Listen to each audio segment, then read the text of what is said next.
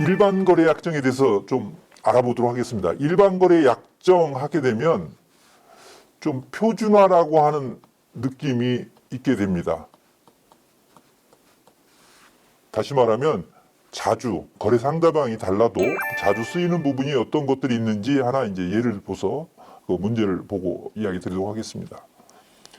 그래서 대표적인 게 자주 하는데 분쟁 해결은 뭘로 할 것이냐라고 하는 게 이제 분쟁 해결 부분에 왔을 때, 우리는 소송이 아니라 소송으로 가면 시간과 비용이 많이 드느니 우리는 당사자가 합의를 해서 1심으로 끝나는 중재로 갑시다라고 하는 게 원래 계약서에 표준화를 시켜가지고 넣어놓는 겁니다. 이게 이제 일반 거래 약정의 하나의 사례고요. 이 부분도 시장 상황이 급변한다. 그러면 바이어의 신용도가 낮다. 이런 상황이라고 한다면, 급변하고 한다면 이런 내용들이 아주 더 중요해지겠죠. 자세하고 중요하게 이런 일반 거래 약정이 언급될 수 있을 것 같습니다. 문제를 보겠습니다. 무역계약서의 명칭이 잘못된 건, 여기서 무역계약서의 이 조항이라는 것은 일반 거래 약정을 의미하는 겁니다. 자, 제가 조금 시간을 이 부분에는 영어도 있고 설명도 기니까 좀 시간을 드릴 테니까요. 한번 쭉 보시고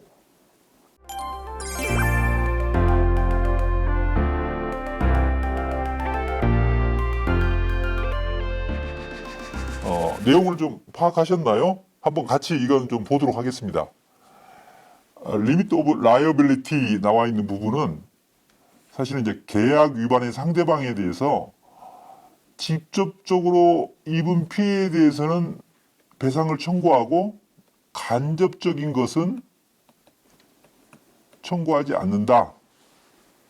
사례는 문제 풀면서 이야기 드리겠습니다. 즉 직접 피해만 하고 간접 피해에 대해서는 제한을 가한다. 리밋의 의미가 그거겠죠. 두 번째, non-disclosure clause, 이것은 어떤 산업 비밀 정보, 뭐 산업 기술이라든가 이런 거에 대한 거게 되겠죠. 이런 거에 대해서 누설하거나 도용해서는 안 된다.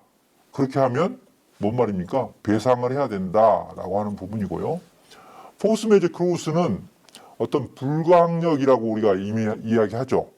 그런데 여기서 핵심은 포스 메이저를 발생하면 이행을 한다 안 한다, 일반적으로 수출사항이 면책을 하는 부분인데 이행을 하지 않는 내용입니다.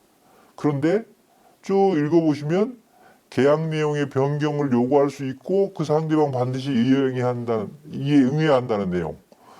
그러니까 계약의 본질적 변경이 불가피화된 경우에는 당사자는 계약 내용의 변경을 요구할 수 있고 그때 상대방은 반드시 이에 응해야 된다는 조항이다.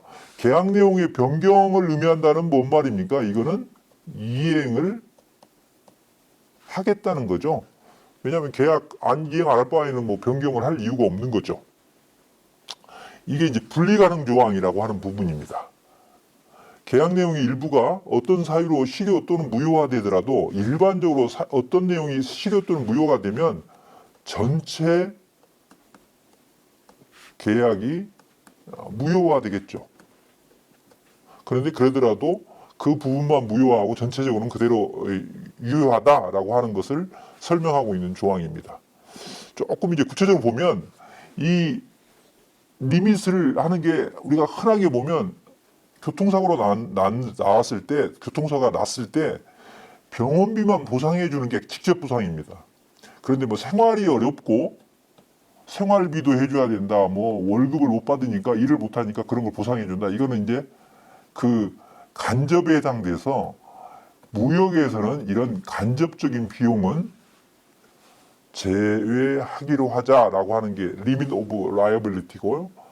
아까 이 산업 기밀에 대한 것을 잘 보호해야 되고 그렇지 않으면 보상해야 된다라고 하는 게 이제 non-disclosure clause고, 포스 메이저는 요 설명이 아니라는 말씀을 앞서서 드렸죠. 다시 말하면 하드십 크로스에 대한 설명입니다.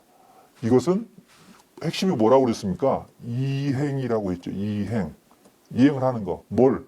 상황이 발생했지만 그거에 따라서 내용을 좀 변경해서 가격을 올리든지 납기를 좀 늦추든지, 그래서 수입상이 어떤 책임을 좀 면할 수 있도록 하는 부분이 이제 이 하드십 크로스에 해당되는 겁니다. 자, 그러면 1, 2, 4번은 앞서서 설명을 드렸고요. 맞는 내용이고, 잘못된 것은 3번이 포스 메저인데 설명은 하드십 크로스를 하고 있다라고 이해하시면 되겠습니다.